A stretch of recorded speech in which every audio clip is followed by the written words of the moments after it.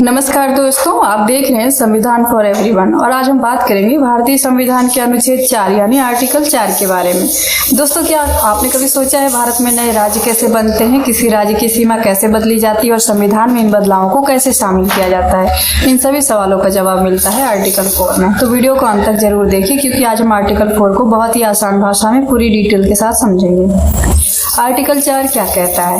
भारतीय संविधान का अनुच्छेद 4 यह बताता है कि अनुच्छेद 2 और अनुच्छेद 3 के तहत बनाए गए कानूनों में संसद आवश्यक संशोधन कर सकती है। सरल भाषा में समझे तो अगर संसद किसी नए राज्य का गठन करती है या किसी राज्य की सीमा बदलती है, उसका नाम बदलती है या किसी क्षेत्र का पुनर्गठन करती है तो उससे जुड़े जरूरी बदलाव संविधान के फर्स्ट शेड्यूल और फोर्थ शेड्यूल में भी किए जा सकते हैं। तो कहेंगे फर्स्ट शेड्यूल क्या है? तो फर्स्ट शेड्यूल में भारत के राज्यों और केंद्र शासित प्रदेशों का विवरण दिया गया है। अगर नया राज्य बनता है तो उसका नाम और क्षेत्र फर्स्ट शेड्यूल में जोड़ा जाता है। उदाहरण, जब तेलंगाना राज्य बना था तब संविधान के फर्स्ट शेड्यूल में उसका नाम जोड़ा गया। अब फोर्थ शेड्यूल क्या है? फोर्थ शेड्यूल में राज्यसभा में राज्यों के प्रतिनिधित्व का विवरण होता है। अगर नया राज्य बनता है या सीमाएं बदलती हैं तो राज्यसभा की सीटों में भी बदलाव हो सकता है। इसीलिए संसद को फोर्थ शेड्यूल में संशोधन करने की शक्ति भी आर्टिकल 4 देता है।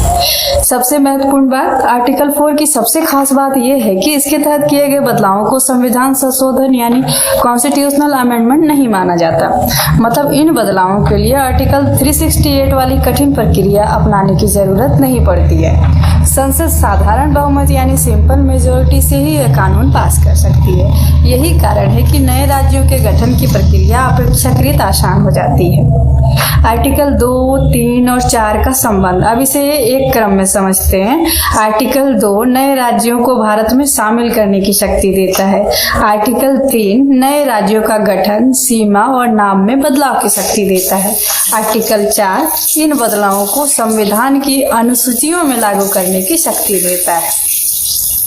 यानी आर्टिकल 4 आर्टिकल 2 और 3 को प्रभावी बनाने का काम करता है।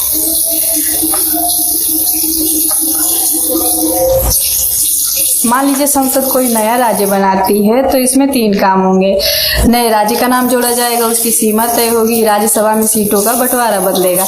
इन सभी बदलावों को लागू करने का संवैधानिक अधिकार आर्टिकल 4 देता है। इसके महत्वपूर्ण तथ्य में कहेंगे कि आर्टिकल 4 संविधान संशोधन में इसमें नहीं माना जाता। इसे सिंपल मेजोरिटी से पास कर सकते हैं। फर्स्ट शेड्यूल और फोर्थ शेड्यूल में बदलाव संभव है।